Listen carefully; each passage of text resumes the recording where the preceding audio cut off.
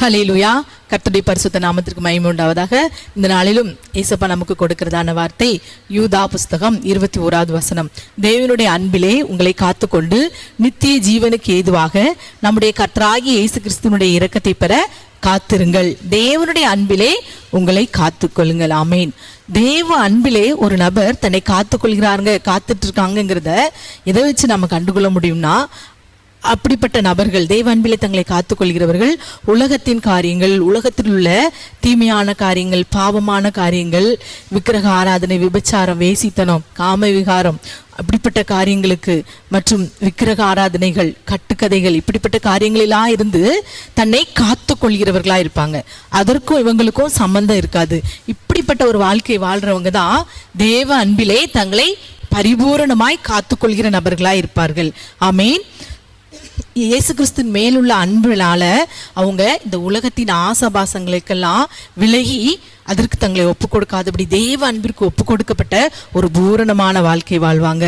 இந்த உலகத்தில் உள்ள அன்பெல்லாம் குப்பை, அதெல்லாம் நிரந்தரம் இல்லை என்பதை ஒரு உணர்ந்தவர்களாய் அந்த தீர்மானத்தோடு வாழ்கிறவர்களாய் இருப்பாங்க. கல்வாரி சிலுவையில் எனக்காக தன் ஜீவனையே கொடுத்த களங்கமற்ற அன்பிற்காக தன்னையே அர்ப்பணித்து ஒரு அர்ப்பணிக்கப்பட்ட ஒரு வாழ்க்கை வாழ்கிறவர்கள் தான் தேவ அன்பிலே தங்களை காத்து கொள்கிறவர்கள். ஆமேன். இன்றைக்கு அநேகர் காணிக்கை கொடுக்குறோம், நாங்கள் சபைக்கு போகிறோம், தசமபாகம் கொடுக்குறோம், இன்னும் அநேக காரியங்களை கர்த்தருக்காக செய்கிறோம், இதெல்லாம் எங்களுக்கு ஒரு கடமை என்று சொல்லி அதை செஞ்சிட்டோம் அப்படின்னு சொல்லி தங்களையும் ஏமாற்றி ஏசப்பாவையும் ஏமாற்றிட்டு இருக்காங்க. இன்றைக்கு ஏசப்பா பரிதானம் வாங்குகிறவர் அல்ல. ஆமேன். அவரை எந்த ஒரு சடங்காச்சாரத்தினாலோ பணத்தினாலோ நாம் என்ன செய்ய முடியாது, அவரை நாம் ஏமாற்ற முடியாது. அப்படி நினைக்கிறவங்க தங்களே ஏமாற்றி கர்த்தரை ஏமாற்றிட்டு இருக்கிறாங்க. இன்றைக்கு அவர் மேல எனக்கு அன்பு இருக்கு, அது பொய்யல்ல, அது உண்மையான அன்பு தான் என்பதை நம்முடைய வாழ்க்கை முறை, உங்களுடைய வாழ்க்கை முறை தான் அதை தீர்மானிக்கும். அதை பார்க்கிற நபர்கள், நம்ம வாழ்க்கையை பார்க்கிறவங்க சொல்லணும், உண்மையாகவே இவங்க தெய்வ அன்புக்குள்ளாக வாழ்றாங்க, இவங்களுக்குள்ள இந்த உலகத்தின் காரியங்கள் ஒன்றுமே இருக்காது. உலகத்தின் அதிபதி என்னிடத்தில் வருகிறான், அவனுக்கு என்னிடத்தில் ஒன்றுமில்லை என்ற வார்த்தையின்படி உலகத்தில் உள்ள காரியங்கள் தேவ அன்பினால் காக்கப்படுகிற ஒரு நபருடைய வாழ்க்கையில் அது கொஞ்சம் கூட இருக்காது, தலை தூக்கவே முடியாது. அப்படி இல்லாம நாம கர்த்தருடைய அன்பை வெளிப்படுத்த முடியாதபடி நாம் இருக்கிறோம்னா நம்மிடத்துல ஏதோ ஒரு குறை இருக்கும். அது என்ன? கர்த்தர் மேல உள்ள அன்பு சாத்தானால் திருடப்பட்டதா இருக்கும். ஒரு நிமிஷம் நம்மையே சிந்திச்சு பார்க்கணும்.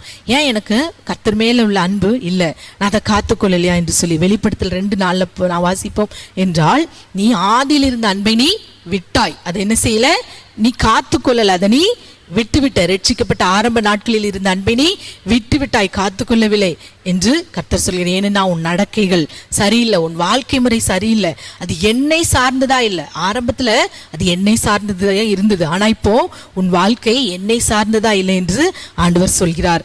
ஆகவே அருமையான தேவனுடைய பிள்ளைகளே, நம் வாழ்க்கையில் உள்ள தாறுமாறான காரியங்கள், நம் நடக்கைகள், நம் வாழ்க்கை முறைகள், இதெல்லாம் நாம் என்ன செய்யணும், மாற்ற வேண்டும். ஆமீன். நாம் தேவனுடைய அன்பை பெற்றிருந்தோம், அதை காத்துக்கொள்ளாம விட்டுட்டு இருக்கோம். இன்னைக்கு அநேகர் வெளிப்படுத்தல் 2:5 நீ இன்ன நிலையிலிருந்து விழுந்தீர்கள் என்பதை நினைத்து மனம் திரும்பு, நீ ஆதியிலே செய்த கிரியைகளை செய் என்று சொல்லி கர்த்தர் சொல்கிறார். நீ என்ன நிலையில இருந்த அந்த நிலையிலிருந்து என்ன செய், மனம் திரும்பு. இன்னைக்கு நம்மிடத்துல தேவ அன்பு பூரணப்பட்டிருந்தா எல்லாவற்றிலிருந்து நாம் என்ன செய்வோம், நம்மை நாம் காத்துக்கொள்வோம்.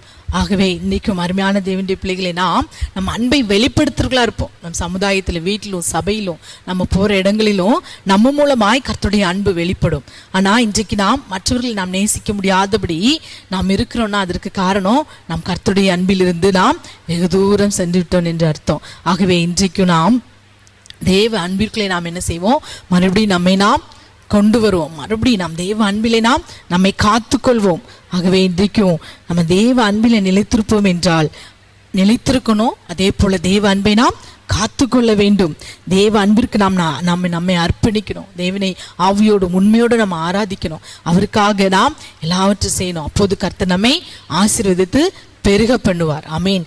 இப்போ இருக்கிற நிலைமைய கர்த்தர் மேல் உள்ள அன்பு குறைந்திருக்கும், அது காத்துக்கொள்ள முடியாததற்கும். ஆகவே இசப்பா, நான் இந்த நாளில் நான் தேவனுடைய அன்பிலே உண்மையிலுள்ள அன்பிலே என்னை காத்து கொண்ட பிள்ளையா என்னை மறுபடியுமாய் உயிர்ப்பீங்க என்று சொல்லி நாம் கண்களை மூடி நாம் ஜெபிக்கலாமா? எல்லாரும் கண்களை மூடி ஜெபிப்போம். ஹல்லேலூயா, உம்மை ஸ்தோத்திரிக்கிறோம் அப்பா. நாங்க தேவ அன்பிலே உம்மேதுள்ள அன்பிலே நாங்கள் எங்களை காத்து கொண்டு அந்த அன்பிலே நிலைத்திருந்த ஒரு வாழ்க்கை வாழ நீர் கிருபை செய்யுங்கப்பா.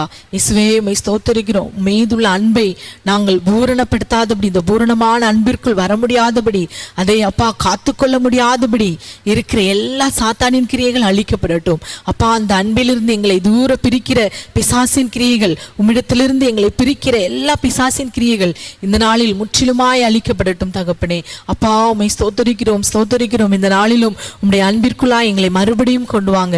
ஆதியிலிருந்த அன்பை நீர் புதுப்பிங்க தகப்பனே. இந்த நாளிலும் ஜெபிக்கிற ஒவ்வொரு பிள்ளைகளும் ஆதியிலிருந்த அன்பிற்குள் நீர் கொண்டு வந்த ஆசீர்வதியும், பெரிய காரியங்களை செய்யும். முற்றிலும் எங்களுடைய கரத்தில் ஒப்புக் கொடுக்கிறோம். சகல துதிகன மகிமை உமக்கே செலுத்துகிறோம். இயேசுவின் நாமத்தில் ஜெபிக்கிறோம் நல்ல பிதாவே, ஆமேன், ஆமேன்.